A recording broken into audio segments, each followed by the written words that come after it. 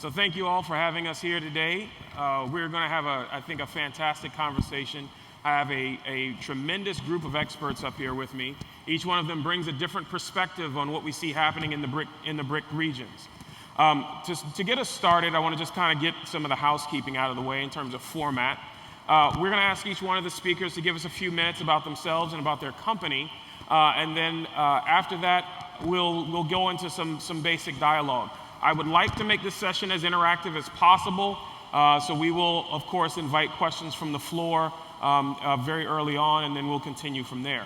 So before we get too far into it, let me introduce myself. My name is Marques McCammon. I'm the general manager of WindRiver. WindRiver is an Intel company. We've been around since about 1981, and our focus is on providing software and software infrastructure for connected and intelligent systems. We have provided software for more than 2 billion devices in aerospace, defense, medical, industrial, and of course, automotive. And now we are here with this distinguished panel to talk about what the future might look like. So without any further ado, why don't we go around? Please give us just a couple of minutes about your company and yourself and the role that you play there. Alina, why don't we start with you? Sure. Hi, my name is Alina Plaia. I introduced a company called Luxoft Holding. It's a Swiss-based software development company.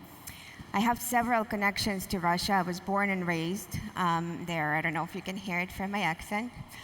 And then my college years, university years, and beyond, I still maintain professional connection to Russia. I was an investment banker, and I was also research sales analyst covering Russia and Eastern Europe, in focusing on various segments of the economy. So to be honest, I witnessed a lot of evolution in terms of the regulatory changes and a lot of market changes as well. Not to date myself and age myself, but I witnessed the communist economy, and then I witnessed the switch to market economy. So a lot of markets opened up, obviously, and a lot of domains, economic domains opened up in Russia. Automotive industry obviously was developing, connectivity was developing. I remember first Motorola phones that looked like, basically a carry-on size that my mom brought into the car. Then I remember covering telecom industry and consumer industry and all the global banks that I worked with, like Credit Suisse, UniCredit, SocGen, when the cell towers were going up in Russia, when first broadband showed up, then Wi-Fi appeared and nobody really knew what it was. And then I also witnessed technological evolution coming into Eastern Europe and of course Russia, especially for the past 6 years as I've been working with Luxoft. So at Luxoft, I have a very non-descriptive title of Head of External Communications. I focus on the investor relations and public relations part, but I also run with my right hand, Patrick Corcoran, analyst relations and advisory relations. So we really have to go deep and work with subject matter experts of our company, whether it's financial services, vertical, automotive, and so on, telecom, in order to bring the right messaging to convey all of the details about the solutions that the company develops to ISG analysts, Gartner, and so forth. So I'm very excited to be on the panel with my esteemed colleagues here and talk about the regulations and talk about what Luxoft does in Russia. We don't do a lot in Russia, but several projects that we've done were truly groundbreaking. Luxoft is actually behind GLONASS, developing the entire back end. So I'm sure we'll talk about it more in detail. Excellent. Thanks. Bhaskar, how about you? Hi, so my name is Bhaskar Dani, and I head the connected car practice at Kpit Technologies. Kpit is one of the frontrunners in providing technology solutions to the automotive, energy and utilities, and manufacturing industries. We're headquartered in India. We have global presence in all the major technology hubs, as well as, of course, the automotive hubs. And our solutions span both embedded technologies as well as the back-end web technologies, connected car, connected ecosystems of multiple other devices. In terms of my role, my responsibility is to look at both inside the car in terms of the inside the cockpit head connectivity, as well as outside the car. So that's bringing in the remote content, apps, and then integration with third-party services. And how do you make that into a platform and roll it out and make it successful for the end user? There's a user experience side to the role as well. And at Kpit Technologies, that's our focus. How do you focus on the user? How do you keep your solutions and help our customer solutions stay relevant in the markets they are in? And today's topic actually goes into that. And how do we have the right investments in place to actually roll out those solutions? Excellent. Thank you. James. Hello, everybody. I'm James Dawson. I run global strategy for connected car for Cisco Jasper. We provide, through our mobile network operator partners, a platform that lets about 5,000 MNCs, multinational corporations, deploy, manage, and monetize their programs globally. So our partner in Brazil are actually Vivo and Claro. In India, we're just on the verge of launching Reliance. In China, we've had China Unicom launch for about a year. And Russia, we've had a long-term partnership with VimpelCom Beeline. We have it's about 13 million connected cars on the platform globally. We represent the platform about 27 OEMs, in addition to the 20 verticals that we focus on. Okay. Andreas? Yeah, hey everyone. My name is Andreas Hecht. I run the automotive business at Inrix. Inrix is a premium provider of connected car services and movement analytics. So the company's been around for about 11 years, and we live sort of at the intersection between the connected car and the smart city. It's a very symbiotic relationship. We essentially get data from vehicles, package that into data that can be licensed to smart city initiatives, governments, public sector, and conversely, we get data from the grid that are part of the smart city initiatives and create new connected driver services with those. So company's been around for 11 years. And we provide a wide range of driver services. The most popular one you might have heard of is the real-time traffic feed, which is a feed that you see in many navigation systems. It's the green, yellow, red colors on your screen, for instance. But we also provide a variety of other services, for instance, parking, off-street parking, on-street parking. Off-street is, we give you occupancy levels in real time, pricing information, we allow you to make payments. On-street parking, it's a probability model where we can actually guide you for the first time ever in auto to a block on a city where you're likely to find a parking spot. That's a feature we just launched on the new BMW 5 Series. Variety of other services, intermodal routing, you name it. And we essentially cover today, we have coverage in over 60 countries at this point, covering more than 5 million miles of roads. We are in Brazil, Russia, and China, but not in India. We're going to talk more about that in the course of the panel, but India has its own challenges. But we were early in the other countries, and obviously we're somewhat, surprised by the challenges we're finding recently. But nevertheless, the model here is that for us getting into a country, it's a matter of forging partnerships with local experts that get us access to the kinds of data and infrastructure that we require to comply with, to create our service, to comply with hosting regulations, and And on the sales side, we typically piggyback on the back of the global OEMs. So we don't necessarily pursue an approach where we put in a big sales force in country that are going after a bunch of local manufacturers, but rather we go jointly with mostly the premium OEMs, and then kind of the business percolates from there. All right, thank you all.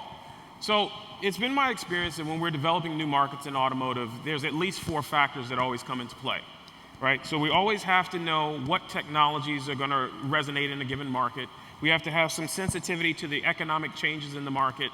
We have to have a connection with the consumer and the consumer's behavior. And then ultimately, we also have to make sure that we understand how to integrate with the regulations. So I'd like to explore each one of those 4 points as we go forward. And so let's start off with technology, right? Each one of the markets is looking at the next technology trend as a way for them to develop their overall economy, improve their GDP, and position themselves in the global market. China, for example, they have a high level of interest and adoption for autonomous vehicles, right? A lot of analysts say that North America is going to be one of the leaders early on in autonomous vehicle adoption, but the average consumer in America, only about 60% of them are ready for that experience, in comparison to about 80% in China. So how does technology play into your view of the BRIC markets? James, why don't we start with you? I think technology is really important, and not just for now, but you're talking about companies that build durable goods that are going to last, 15 to 20 years. So having a solution that supports not only the technologies of today, but are backwards compatible with the technologies of yesterday, and provide a roadmap to future technologies, things like 5G, narrowband IoT is a question we get with almost everybody that we talk to. And even LoRa, Sigfox, everybody wants to know what everybody else is thinking and doing. So it's one of the biggest drivers when we look at an opportunity to move into a new market or a new country. Okay. Andreas, you and I talked. You've got significant footprint in most of the BRIC regions, and you've deployed different kinds of technology. You just gave examples. What technologies resonate in one market versus the other, or where have you seen things to be more successful? You mean the differences between yes. The markets? Yeah, so I mean our product is generally speaking very simple in terms of expanding its footprint. For a lot of it requires collecting floating car data from vehicles or similar information. So the difficulty is really just then becomes one of opening the sources, finding the partners that have that sort of data available that we can ingest, and then what becomes more tricky is when you get into local regulations.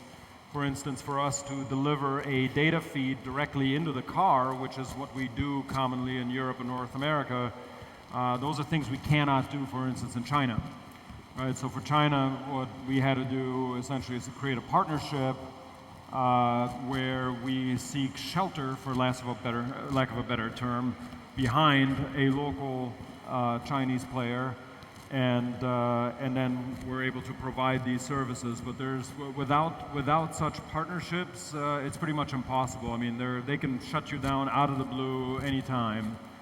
So I think the other challenge that we've seen is, connected car obviously there's a lot of hype around it. Right.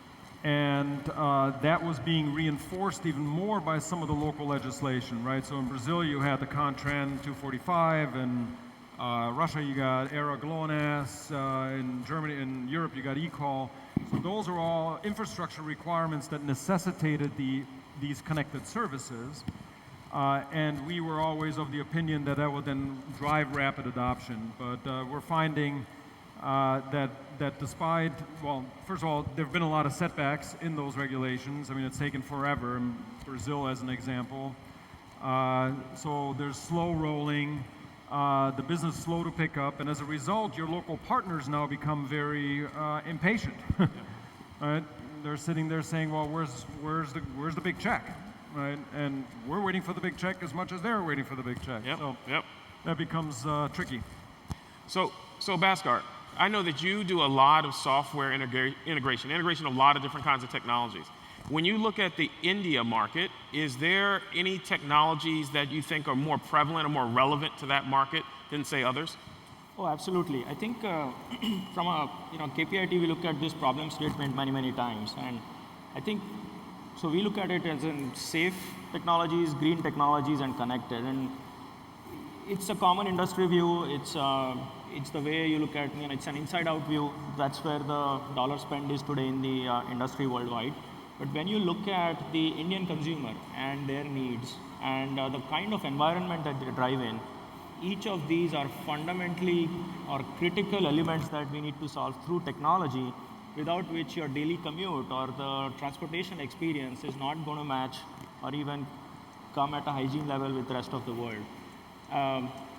If you've been following the news, I think a couple of weeks ago, 3 weeks ago, New Delhi had one of the highest smog, pollution-related, environmental situations. Schools were closed, a lot of public places were closed, and they've tried different types of policy solutions to it.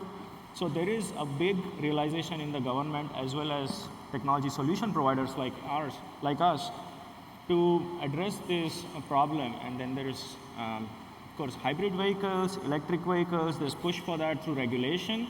KPIT, we've launched our own hybrid aftermarket fitment a couple years ago. Revolo, it has been very successful. We've now reinvented that into a full hybrid bus solution.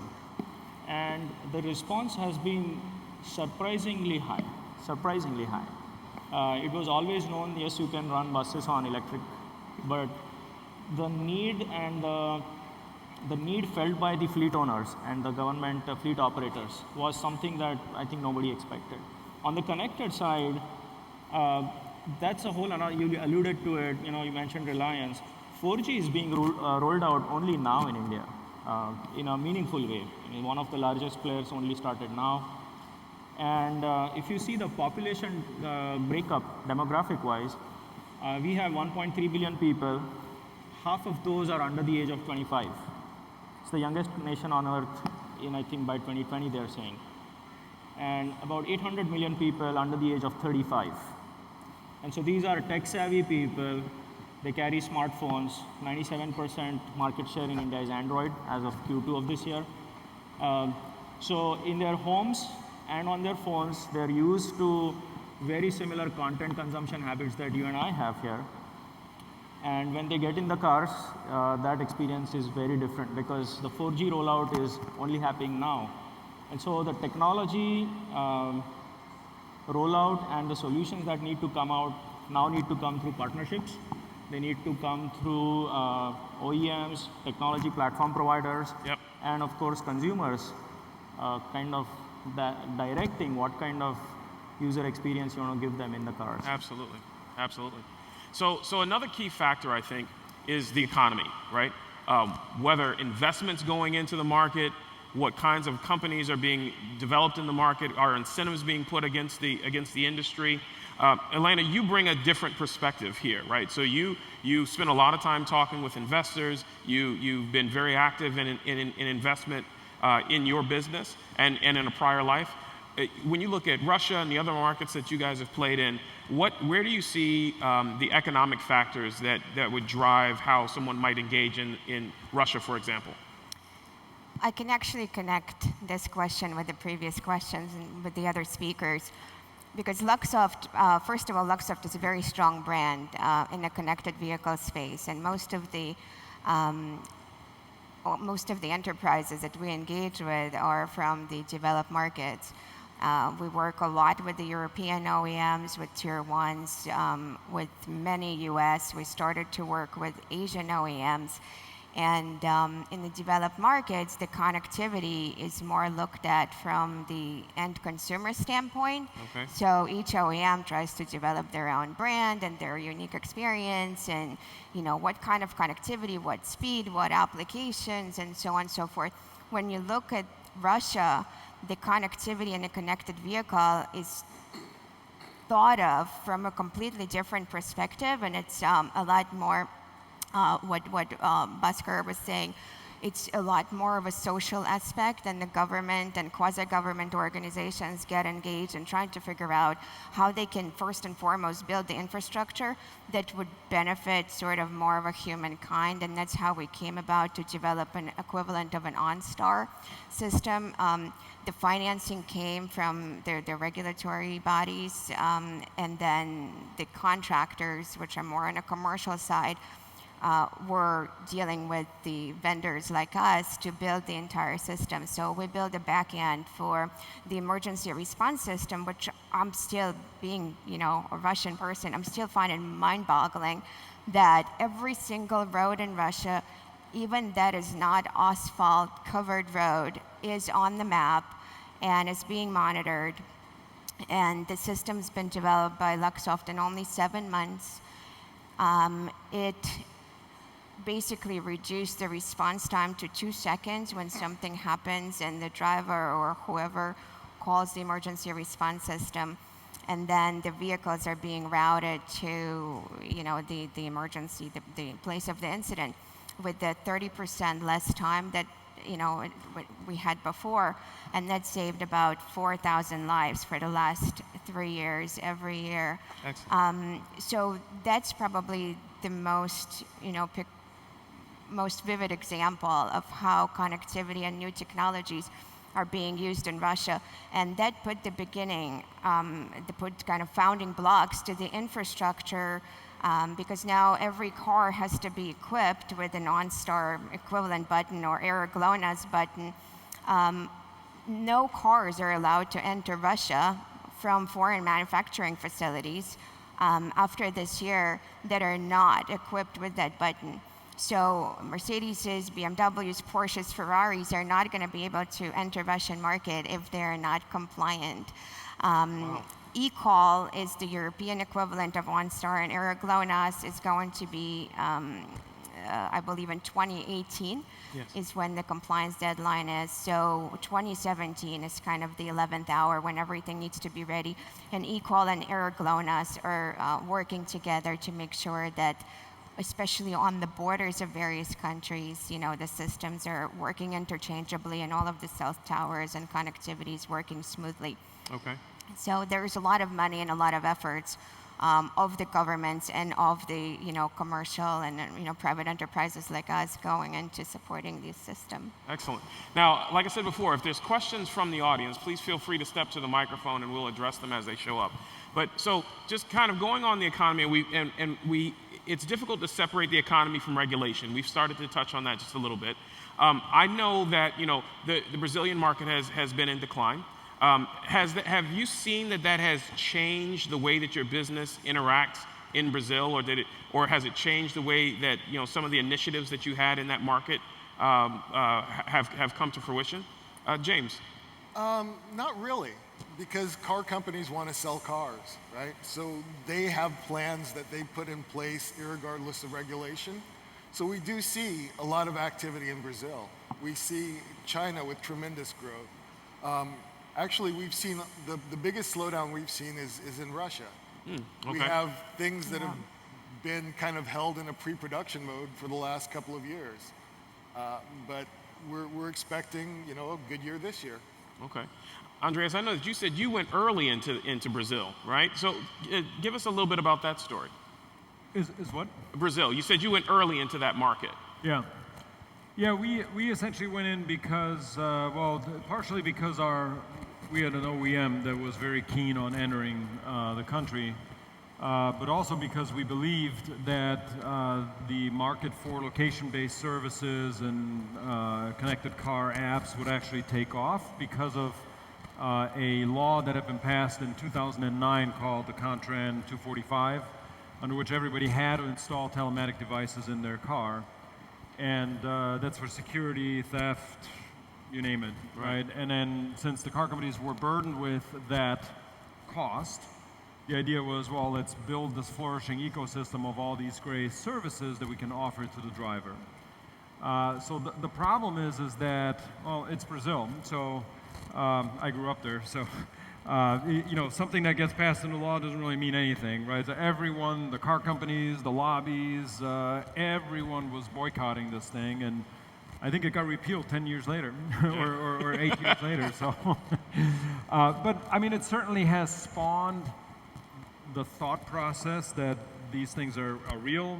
A lot of the companies that were looking to bring these services to market, they got educated by what's going on in the core markets in Europe and North America, and are looking to bring that technology down. So if nothing else, we got an educational step out of it. But in terms of a business success, we're nowhere close to anywhere we wanted to be in terms of our projections, not for those markets. All right. So, Bhaskar, a question for you. Regulation, I mean, India is supposed to grow about 3% this year, right? What role is regulation playing in that growth? And how does that growth in the core industry impact the connected space? Sure. So, as I cited some numbers earlier, given the, from an economic standpoint, the young population and the ability to give them jobs and make them, engaged in the economy, it's kind of a do or die for the country. It's at an inflection point. And so the government understands it, and they're rolling out regulation that, transportation is a big focus in that.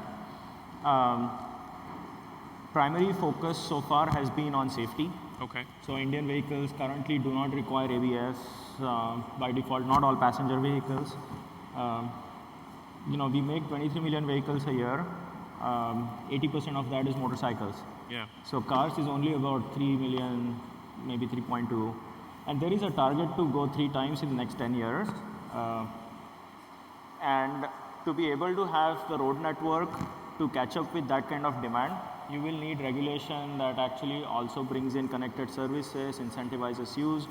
There's also another regulation around intelligent transportation systems, and that's primarily targeted at public transport and buses. So it's one of the most stringent specifications anywhere in the world. So, and I want to pause you there for 1 second, because I see we have a question from the audience, if you don't mind. Hi, everyone. My name is Anthony Lebedo. I'm a journalist from futurecar.com. In terms of the BRIC countries, each of them seem to have unique aspects that would be helpful in the construction of the cars of the future. Russia, tremendous technological expertise going back to Sputnik, nuclear technology, military technology. India and China, 2 of the world's most populous nations where people are most likely to have a favorable opinion to use a future car. Brazil, also tremendous natural resources, large domestic market. South Africa, gold, titanium, diamonds. So are there any plans for the different BRIC countries to come together and apply all of their specialized knowledge and human and natural resources to build a supercar that would compete against Silicon Valley or maybe something coming out of mainland China? So since we only have a few minutes left, this is what I'd like to do. I'd like to go to each one of you guys and just kind of give me a quick high point or response to this question. Alina, why don't you go first, please? We don't really have the alliance of BRICS, unfortunately. Maybe it's not a bad idea. But what we do is our engineers, they're basically like brain powerhouses for all of the reasons that you just listed for Russia. There's a huge heritage from before. We participate, for example, in the Geneva Alliance. We participate in the self-driven car alliance, such as Speed. And so we contribute all of the DNA knowledge and all of the previous knowledge from previous experiences to develop cars of the future more for the entire world rather than for the emerging markets. But maybe we should think about EM too. Bhaskar, quickly. We have a slew of solutions in the Indian market, and we've always followed kind of a best solution approach, not necessarily where they come from, and that's going to be our direction. James? Absolutely. I think everybody is not only looking for quantum leaps in technology to preserve the economy, but just to make life better. And Andreas, please.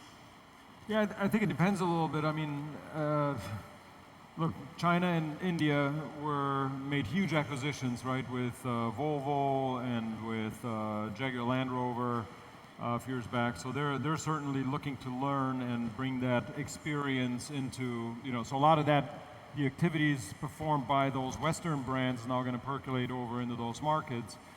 I honestly am for Brazil and Russia. I mean, when you look at the decline in car sales, so Brazil I think was something like 24% last year. Russia was 37%.